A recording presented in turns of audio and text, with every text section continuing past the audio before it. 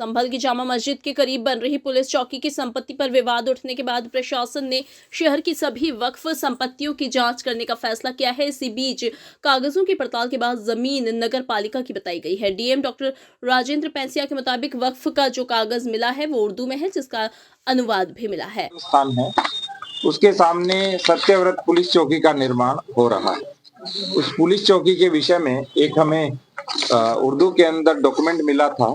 इस डॉक्यूमेंट का अनुवाद भी उन्होंने दिया था। ये हमारे पास एक अनुवाद है पूरा, जो इसके अंदर कुल 20 बिंदु दिए हुए हैं और उन 20 बिंदुओं में लिखा हुआ है कि ये चारों ओर उत्तर दक्षिण पूर्व पश्चिम की चौहद्दी या बाउंड्री है और इनके बीच की संपत्ति वक्फ है।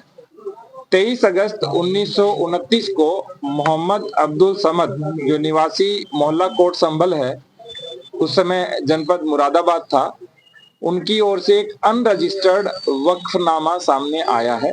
उसमें क्रम संख्या 1 से 20 तक जो संपत्तियां हैं उनका भौतिक निरीक्षण और अभिलेखीय परीक्षण त्रिसदस्यीय समिति ने किया है, जिसमें हमारे यहाँ के एसडीएम, सीओ और यहाँ के ईओ तीनों लोग थे। इसमें जो सबसे प्रमुख बात है वो है कि अभी तक किसी भी व्यक्ति ने कोई भी आवेदन हमको यह नहीं दिया है कि यह हमारी संपत्ति है, अर्थात कोई प्रभावित और विधिक पक्षकार हमारे सामने अभी नहीं आए हैं। दूसरी बात, जिस स्थान की बात की जा रही है उस स्थान के अंदर जो संपत्ति कहते हैं दर्ज है वो 18, 19 और 20 संख्या पर है और वर्तमान में उस जगह की किसी भी प्रकार की कोई भी व्यक्ति वहां निवास करता है, उस नाम से कोई निवासित रहा है या वो गाटा संख्या जिसका उल्लेख किया गया है उसका किसी भी प्रकार से कोई भी साक्ष्य नहीं है। तीसरी बात, यहाँ कुछ जो क्रम संख्याएं हम आपको दिखाऊंगा। हमने इस तरह से चौहद्दियों का निर्माण कराया, जो परीक्षण किया हमारी पूरी टीम ने।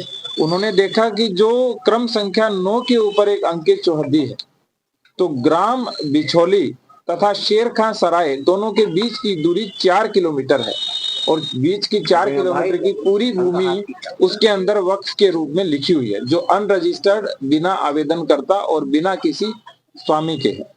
दूसरा, कोई भी भूमि जब वक्फ की जाती है तो उसमें स्वामित्व का उल्लेख अवश्य होता है। इसमें किसी प्रकार के कोई भी स्वामित्व का उल्लेख नहीं है। तीसरी बात, वर्तमान जो भूमि है वहां पर कोई मकान स्थायी अस्तित्व में नहीं है। किसी प्रकार के जो नाम दिए गए हैं उस प्रकार के नाम भी वर्तमान में अस्तित्व में नहीं है। तो इससे ये प्रश्न चिन्ह उठता है कि जिस भूमि की बात की जा रही है, जो वक्फ की गई है, उसकी वास्तविकता क्या है। किसी ने अभी इसके विषय में हमें अवगत नहीं कराया है।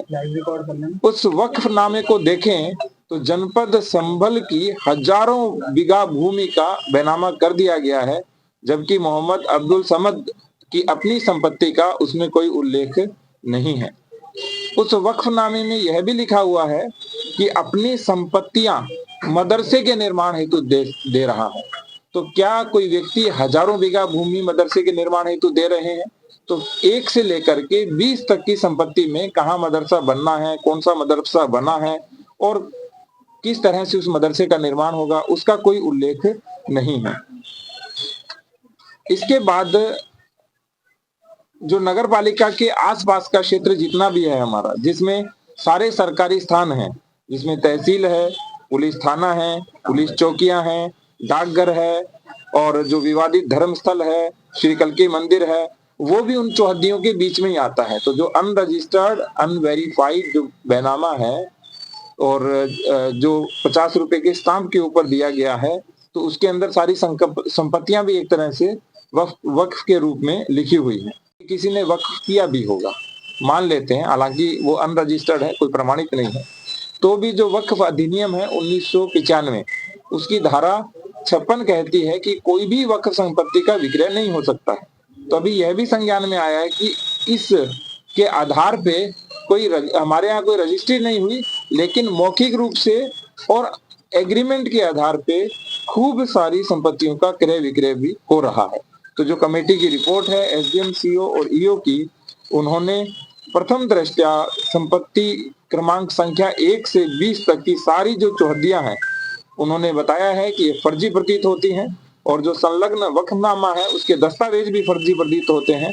और सबसे बड़ी बात, इसके संबंध में आगे की कार्रवाई कप्तान साहब के माध्यम से हम करेंगे और जो भी विधिक कार्रवाई और वैधानिक कार्रवाई होगी वो की जाएगी। कप्तान साहब, अब इस दस्तावेज के आधार पर जो भी वक्फ की संपत्ति इसमें दर्ज है उसकी जांच कराई जाएगी।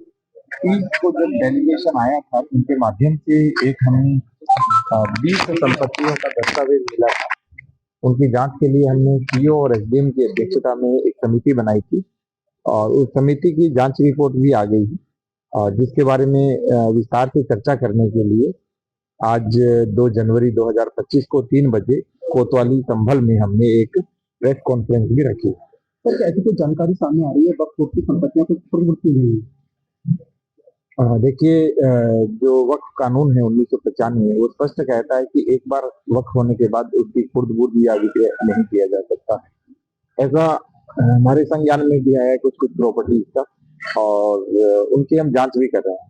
लेकिन अभी जिस दस्तावेज के विषय में आप चर्चा कर रहे हैं उसके विषय में हम विस्तार से 3 बजे पीसी में चर्चा करेंगे। पे तो ये पाया जाता है कि जिस कोतवाली में आप बैठे हैं ये भी जो 1905 या 1906 में बनी है, ये भी एक वक्फ प्रॉपर्टी है और इस तरीके के जो कागजात प्रस्तुत किए गए हैं, जितने भी वक्फ प्रॉपर्टी के कागजात हैं उन सबको वेरिफिकेशन करवाया जाएगा उनका। जिसमें सेक्शन 56 है वक्फ एक्ट 1995 का, उसका जो वायलेशन हुआ है उन सबका भी वेरिफिकेशन कराया जाएगा और जहां जहां पे इसके वायलेशन को पाया जाएगा और फर्जीवाड़े करके डॉक्यूमेंट करके एग्रीमेंट करके तो एक्सचेकर को भी जो लॉस हो रहा है ये बेनामे कराए जा रहे हैं, जिसका कोई लीगल सेंटिटी बेनामे के तौर पे जो सेल डीड के तौर पे होना चाहिए वो नहीं है, उन सब में भी कार्रवाई की जाएगी। और इस पर्टिकुलर केस में जो रिपोर्ट एसडीएम, सीओ और ईओ ने दी है उसके आधार पे एक अभियोग पंजीकृत किया जाएगा और आगे की कार्रवाई सुनिश्चित की जाएगी। सर, ये अभियोग किसके खिलाफ पंजीकृत करेंगे आप?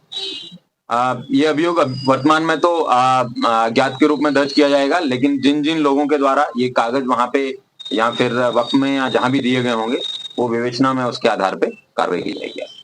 सर, जो कमेटी की रिपोर्ट बनी है उसमें क्या आया है, कितना पेरीमीटर, कितना एरिया को वक्फ की प्रॉपर्टी बताया गया है और जो कल्की मंदिर है स्पेसिफिकली क्या उसे भी वक्फ की श्रेणी में रखा गया है?